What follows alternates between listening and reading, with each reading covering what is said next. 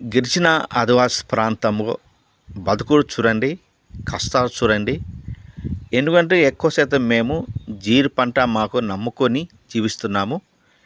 జీడి పువ్వు వచ్చేటప్పుడు కూడా మా కడుపు నిండిపోతాయి.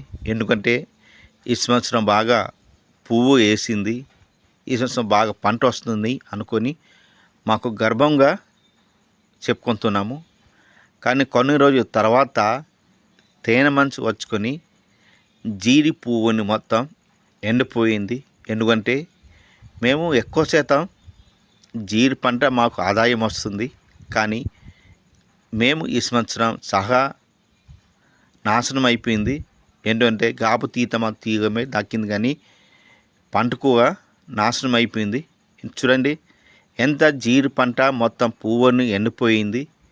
ఎందుకంటే మేము జీడి పంట నమ్ముకొని జీవిస్తున్నాము.